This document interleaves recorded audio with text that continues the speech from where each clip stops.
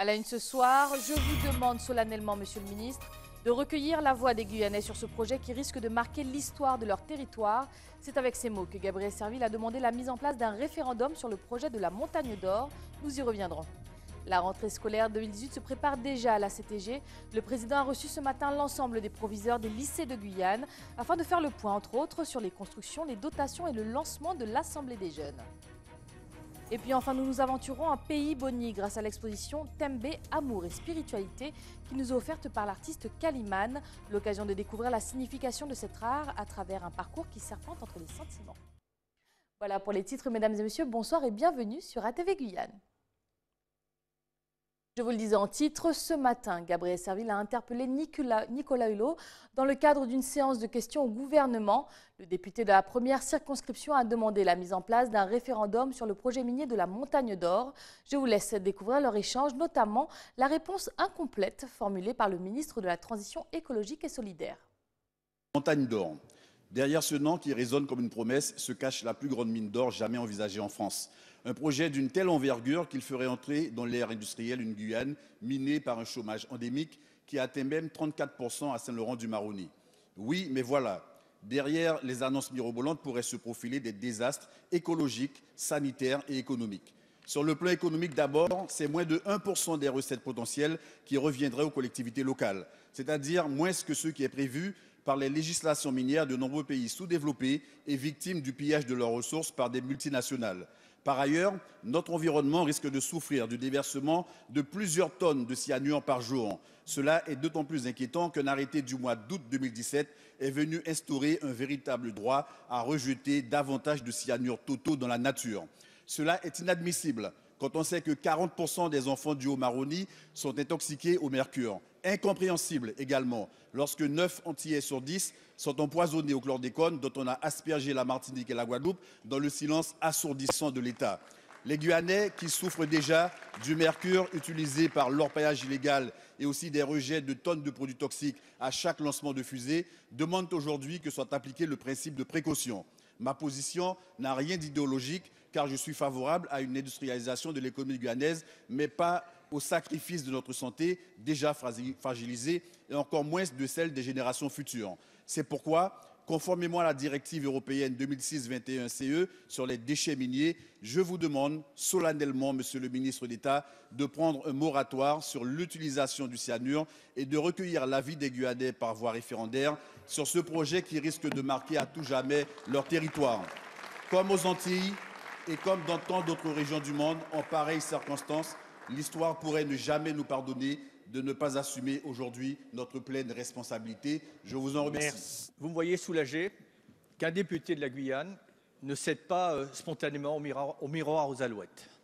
Et vous avez raison, on ne se posera pas suffisamment de questions avant de se prononcer sur ce projet et les mises en garde que vous évoquez doivent être prolongées et instruites. Les impacts environnementaux, les bénéfices économiques, à mon avis, nous avons intérêt à remettre tout cela à plat. Sur la Montagne d'Or, un débat public est en cours et ça, c'est quand même quelque chose de nouveau car contrairement au passé, aucune décision n'est prise. On doit d'abord écouter les citoyens, leurs inquiétudes. Parallèlement, nous devons instruire à travers un certain nombre de missions les bénéfices économiques qui sont proposés mais qui méritent d'être regardés dans le détail, mais surtout les impacts environnementaux. Et en parallèle, vous le savez, Monsieur Serville, la Guyane souffre de terribles conséquences de l'orpaillage illégal qui déverse, vous l'avez dit, mercure et cyanure en toute clandestinité dans les rivières de Guyane. Face à cela, oui, un moratoire serait sans doute peu efficace car les orpailleurs savent s'affranchir de toutes les règles, mais malgré les difficultés, comme le président de la République l'a demandé en Guyane en octobre dernier, nous allons relancer de manière ambitieuse la lutte contre l'orpaillage illégal en mobilisant de manière plus forte et plus cohérente l'ensemble des services et organismes de l'État concernés. Dans cet esprit, j'ai demandé à Sébastien Lecornu de se rendre sur place en juillet pour faire un point de situation et accélérer cette lutte aux côtés des élus guyanais. De leur côté, les opposants au projet de la Montagne d'Or ne désarment pas et le week-end prochain, 2 manifestations d'ampleur seront organisées à Saint-Laurent et Cayenne. Les détails de ces rendez-vous sont présentés par Michel Dubouillet, porte-parole du collectif Hors de Question, qui les énonce au micro de Gaël Ouassim.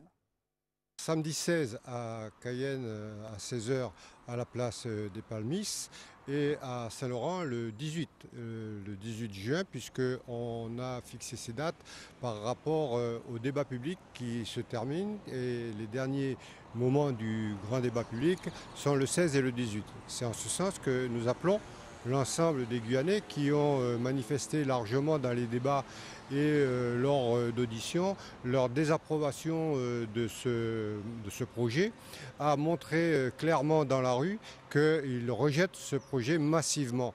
Quand il s'agit d'un drame qui va se jouer pour la Guyane, un drame écologique, un drame sanitaire et un drame économique. On ne peut pas se permettre de se laisser leurrer et pour ce faire, il est important que l'ensemble des Guyanaises et des Guyanais se manifestent massivement, mais alors très massivement, samedi à 16 h, place des Palmis, pour pouvoir dire non à la Montagne d'Or. Paris aussi accueillera un regroupement des opposants au projet samedi 16 juin à 16 h sur la place de la République. La mobilisation s'organise aussi en Martinique où les défenseurs du centre hospitalier universitaire de Lille se sont rassemblés devant l'établissement Pierre Zobda Kittmann afin de dénoncer les conditions de travail du personnel. Alizé Lutran et Michelet François étaient sur lieu. Des 12 roues pour en imposer à l'État. Deuxième jour de mobilisation avec cette fois l'appui des transporteurs. L'hôpital c'est primordial. À tout moment, on fait pas on arrive à l'hôpital. Aux côtés de ces géants d'acier, le personnel hospitalier et la population bien décidés à se faire entendre. Nous n'y corps nous n'y sargasses, nous n'y la boum, et puis l'hôpital la malade qui a pas les banouans, tipi, calmine. Monsieur Zobda a tout fait correctement pour qu'on puisse avoir des soins pour nos malades décemment. Et maintenant, l'hôpital passe de vie à trépas. C'est un mouvement résolument populaire et qui témoigne de l'adhésion de la population martiniquaise. 50 millions sont nécessaires au fonctionnement de la structure.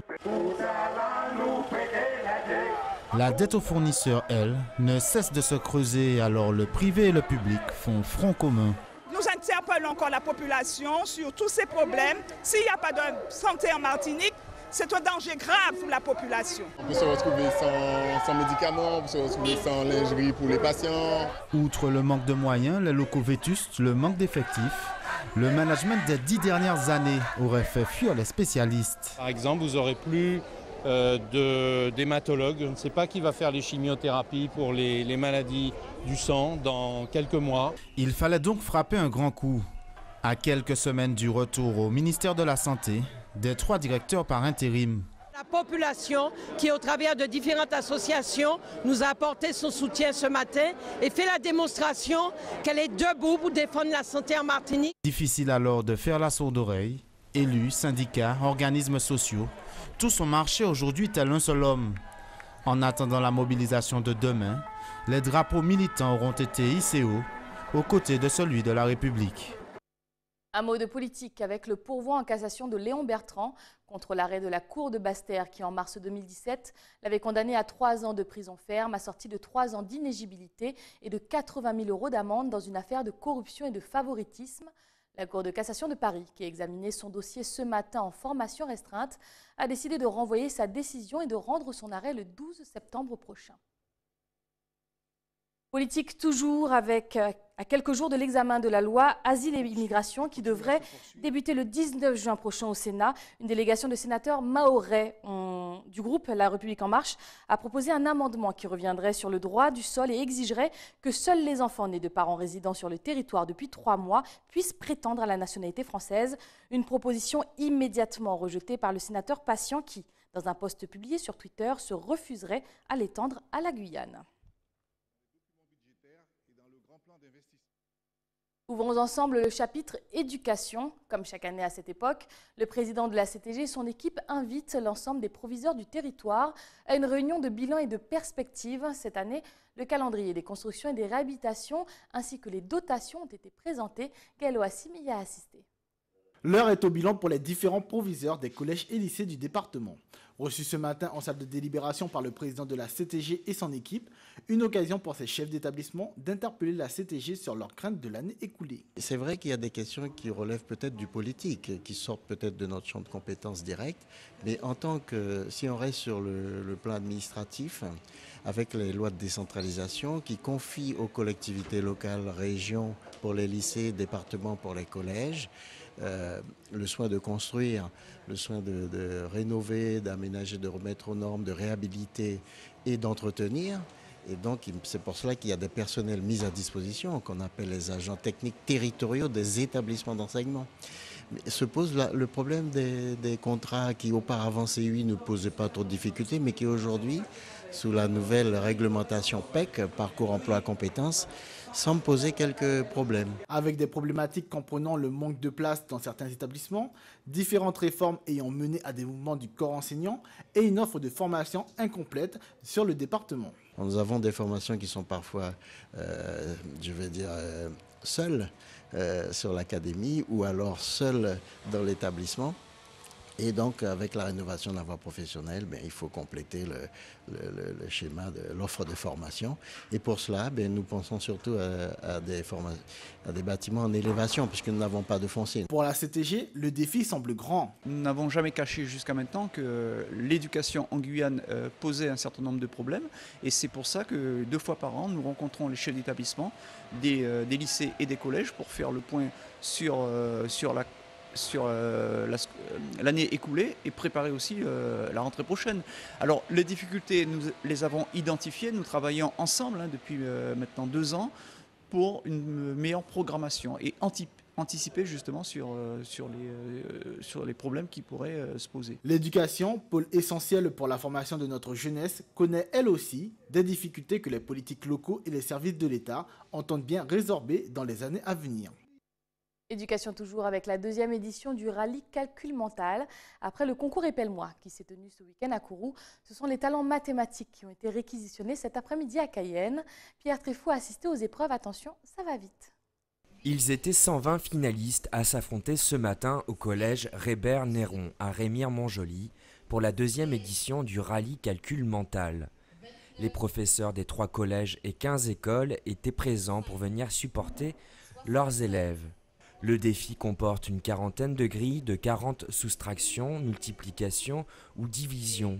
Les calculs se font mentalement en 5 minutes et sans support. La difficulté est progressive au fil des grilles. Ce concours répond quand même à des prérogatives ministérielles, c'est-à-dire que le calcul mental est une des compétences pour les enfants, surtout au niveau à tous les niveaux, mais surtout au niveau du cycle 3. Et ce concours intéresse beaucoup les enfants. C'est vrai que moi je les ai sentis un peu plus stressés que l'an dernier, donc il y en a qui ont bloqué sur des opérations, alors que il faut faire valoir non seulement le calcul mental, mais aussi avoir un esprit de logique. 2 circonscriptions ont participé à ce projet, celle de Remire-Montjoly-Matoury et celle de Kouroua-Macouria-Montsinéry-Tonnet-Grande, soit un total de 73 classes de CM1, CM2 et 2 6e, pour un nombre total de 1230 élèves. Je croyais qu'il y aurait des très bons qui seraient plus forts que moi, mais en fait, c'était moi, le CM1, qui était le meilleur. C'est mon premier, oui, et j'aurais aimé en faire d'autres. Le rallye Calcul Mental vise à maîtriser les différentes formes de calcul par l'automatisation. Cette année, la lauréate a obtenu la note de 17 sur 20. Clôturons avec une touche de culture qui est mise à l'honneur via l'exposition Tembe, Amour et Spiritualité proposée par le peintre et sculpteur Carlos Adaoudé. Des toiles, du bois précieux et du métal se sont transformés en surface sur lesquelles celui qui se fait aussi appeler Calimane a laissé s'exprimer tout son talent. Pierre Tréfou s'est laissé emporter en Pays Boni. Je vous propose de le suivre. L'art tembe est un art de séduction. À la base, c'est fait pour séduire, pas forcément pour avoir une relation amoureuse, mais séduire l'autre personne auquel on tient. Donc c'est un art de transmission de sentiments. C'est de la géométrie artistiquement, de la poésie géométrique, quoi. À la base, c'était de la sculpture, l'art tembe uniquement, et ça a évolué comme tout art. Et donc ça a pris son côté contemporain à un moment donné. C'était tout d'abord les entreformes qui étaient peints. Et puis après, c'est passé carrément au niveau tableau entier en peinture. Et ensuite, peu à peu, on revient un petit peu au patchwork, comme on dit. Alors, cadre en tembé, sculpté, et surface peinte, tout c'est toujours du tembé. Parce qu'à la base, tembé veut dire art manuellement fait. Le message qui est dans ce tableau-là, pour la personne qui veut l'exprimer, qui veut le transmettre, est de grande importance en fait. Donc tu as le symbole d'enchevêtrement de cercle continu qui symbolise la solidarité, ensemble pour avancer, d'où le nom du tableau.